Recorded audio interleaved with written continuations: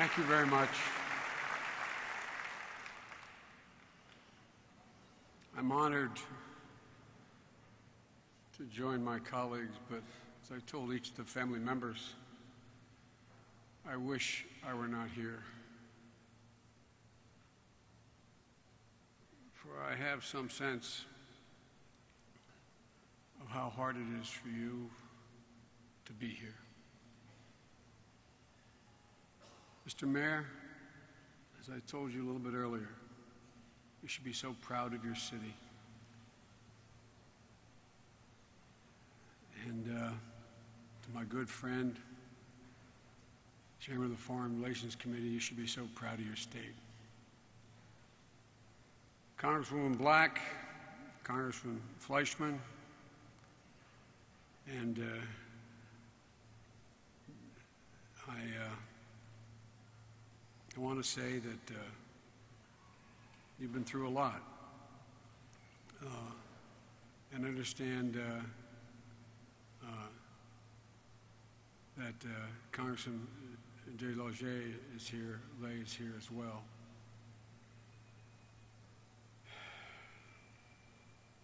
Isaiah chapter 6, verse 8 reads, "Whom shall I send, and who will go for us?" Each man we honor today gave the same response in Isaiah. "Here I am. Send me. Send me." Gunnery Sergeant Tommy Sullivan, tethered to his Irish roots, chastened by his Italian mom. Great combination, Mom. A Red Sox fan, a neighborhood kid who never really left the neighborhood except to go to Iraq twice. 2 Purple Hearts, as we Irish say, a heart of gold. As his hometown paper said, everything a Marine should be. Staff Sergeant Dave Wyatt, Iraq, Afghanistan, in the darkest and most violent days of both those wars. Dave, an Eagle Scout, as a camp counselor pulling a young man trapped in a canoe below the water from the fallen tree, saving his life. As his hometown paper said, someone you could always count on. Sergeant Carson Holmquist, Afghanistan, son of a Marine, 2 tours in Vietnam, always respectful, always looking out for others. A Marine even before he took the oath. Petty Officer 2nd Class Randall Smith, grandson of a Navy veteran, has been pointed out already, a baseball star in his hometown, always smiling, always there for his friends. As they say in his town, someone you always wanted to be around. Lance Corporal Skip Wells, devout, a friend to everyone, always there, always wanted to be a Marine, to protect from the time he was a kid. His classmates in his hometown newspaper said he was always looking out for the other guy. It was no surprise to anyone who knew them, anyone who grew up with them, that they chose the profession they did. It was stamped in their DNA. Being a sailor, being a Marine is not what they did. It was like all of you, is who they are. They each said, I'll go. I'm here. Send me. I didn't have the privilege of knowing any one of them personally, but oh, I knew them. Confident, committed, determined, trustworthy, passionate, and always, always loyal. I knew them. They were my son, and so many other sons I know. They were, with the exception of Sully, the 9/11 generation, but he was that too. Men of honor, men of faith, men of determination, imbued with a sense of duty that's hard to explain where they got it from. The sense of commitment to their family and friends from the time they were kids to the moment they died. Each of these guys, the best that I know, Bob, had this instinct to protect. Just an instinct. You grew up with guys like this. They had that instinct. You knew if you were in trouble, they'd be there. They were different. The commitment to family and friends, again, part of that remarkable 9/11 generation. I would respectfully suggest, after being around a long time, the finest generation of warriors the world has ever known. That is not hyperbole. The finest generation of warriors the world has ever known. This generation, 4.2 million of them joined after 9/11. 4.2 million. Over 2,200,000 deployed to Afghanistan or Iraq. Every one of them, when they signed up, knew it was probable, not possible, probable, they'd be sent into battle. A battle unlike any in our history. State actors, but many stateless actors.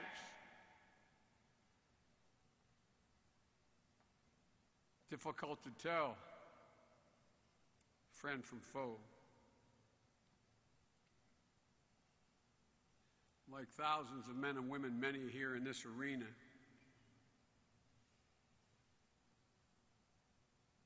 they went. They raised their hand, said, "Send me." What a remarkable generation. A generation who, along with their families, have made great sacrifices for this country. Every day, compliments of the Defense Department. My staff calls early in the morning. I carry a card in my pocket of my schedule every day for the last 9 years. A little box in the bottom of my card. It lists the number of dead, the number wounded, not a general number, the exact number, the precise number, because every single solitary one of these warriors leaves behind a whole family and community. I can't stand it when I'm here. About 6,700 dead. It's 6,717, one added in the last week. Wounded, it's 52,321, 5 added since last week in Afghanistan. There are thousands still in harm's way. And we're here not only to pay tribute to these 5 heroes, the 6,717 like them who lost their lives in the line of duty, but we're also here to pay tribute to the families of the 5, as well as the 6,717.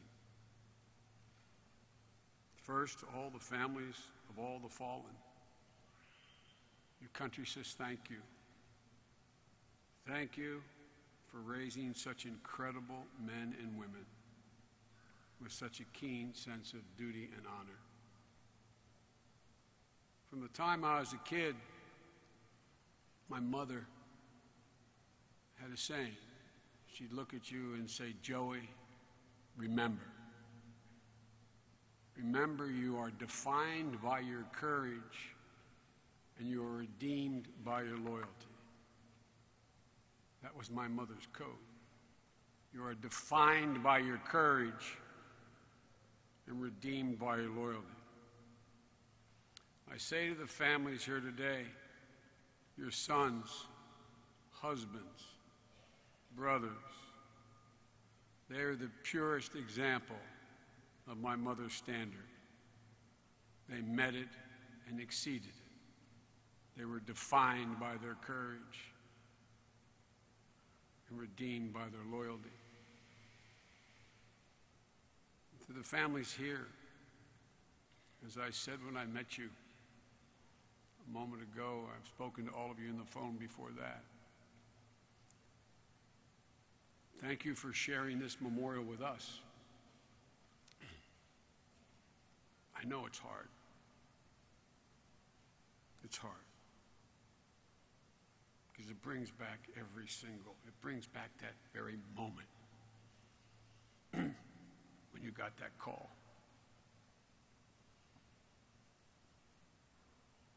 For I know no memorial, no words, no acts can provide the solace your hearts yearn to acquire.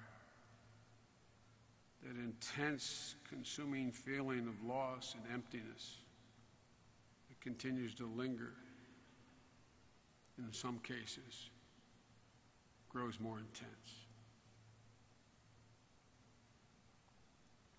But I do hope it eases your grief just a little bit, knowing that the people of your hometowns, the people of Chattanooga, and tens of millions of Americans really do grieve with you. I also know what incredible courage it took to be here. It requires you, as I said, to relive. But one of the things that I've learned that I want you to know, and I hope you gain some solace from it, that people never talk about. Your courage is an inspiration to hundreds of thousands of people all across this country who are suffering and struggling with their own horrific loss. Maybe not as a consequence of wearing a uniform, but have lost a husband, a wife, a son, a daughter. And I promise you, as they struggle with their own tragedies, wondering, will I make it? Can I survive? They see you. They hear you. They've come to learn about you. And I promise you, you give them hope. Years from now, you'll be places and you'll find people coming up to you never, ever knew. And they'll say thank you to you. Thank you.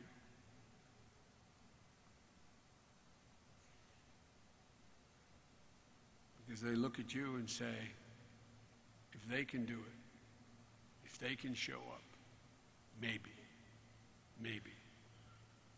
I can do maybe I can overcome. You're literally an inspiration, and America owes you just for being here. And always with the men we honor today. John Milton, the English poet, once wrote, "They also serve who only stand and wait." Jill and I, my wife, the entire Biden family, have you in our thoughts and our prayers as you have had us in yours. I also know there's nothing at this moment that can fill that deep black hole, that open wound of losing your son, your husband, your brother, your father. Nothing can replace the son who, as he walked away and turned and smiled at you, lit up your life, literally lit up your life just smiling at you. Made you realize how worthwhile life was. Or the husband who knew your fears even before you expressed them, whose gentle hand could soothe them away. The dad who tucked you in at night, just touched your face, made you feel so secure. The brother who always, always, always had your back. You've lost very much. You've given so very much. But please know that He will always be with you in the deepest recesses of your heart, in your every thought. He'll be the voice you hear in your ear telling you that's okay. He'll be that feeling in your chest that just calms you down. That look from the mirror that gives you confidence to move forward. And that sunset that says, I see you. I see you. And the day will come, as hard as it is to believe, when His memory brings a smile to your lips before a tear to your eyes. It takes time. In my experience, it takes getting through every season at least once. But it will come. It will come. And that's when you know you'll be all right. My prayer is that day comes sooner rather than later. But it will come. So hold on to one another tightly. Gunnery Sergeant Tommy Sullivan, Staff Sergeant Dave Wyatt, Sergeant Carson Holmquist, Petty Officer Second Class Randall Smith, Lance Corporal Skip Wells. These are the men made of the stuff that makes this the greatest country on earth. They're part of less than 1% of the American population that protects 99% of us. They're what makes us who we are.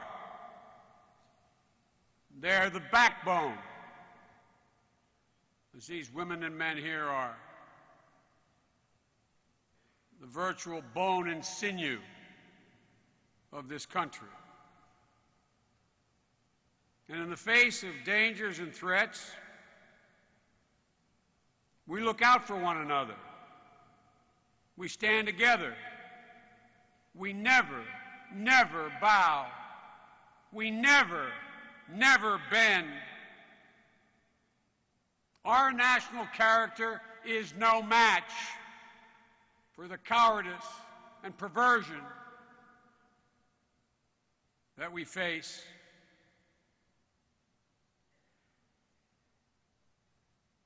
These perverse ideologues warp theocrats. They may be able to inspire a single lone wolf to commit a savage act, but they can never threaten who we are. When this perverted jihadist struck, everyone responded. Marines and sailors moving from room to room, helping fellow warriors to safety. Marines and sailors helping fellow warriors jump the fence away from danger, only to turn back into the fight to save more. Marines and sailors grabbing children from nearby playgrounds, shepherding them out of harm's way. Warriors fighting back, getting people to safety. Warriors at a recruiting center, helping countless people stand up and serve. Chattanooga police officers taking shots but still ending the rampage. First responders, doctors, nurses, saving lives. Residents bringing food to the police officers on duty at the shooting site. Makeshift memorials, interfaith vigils that grew bigger day after day after day. Thousands of people line the streets in your hometowns. The funeral routes of Gunnery Sergeant Tommy Sullivan, Staff Sergeant Dave Wyatt, Sergeant Carson Holmquist, Petty Officer 2nd Class Randall Smith, Lance Corporal Skip Wells, and every stretch of road and intersection, cars, trucks, football practices, stopped and waited and showed their reverence. All for the purpose of reasserting who we are. We are unyielding. Chattanooga, the country has and still stands with you, and it will remember what you've done. It'll remember and remind everyone who we are at our best. And we have a message for those perverted cowards around the world. America never yields, never bends, never cowers, never stands down, endures, responds, and always overcomes. For we are Americans, and never underestimate us. It's always been a bad bet to do that. Ladies and gentlemen,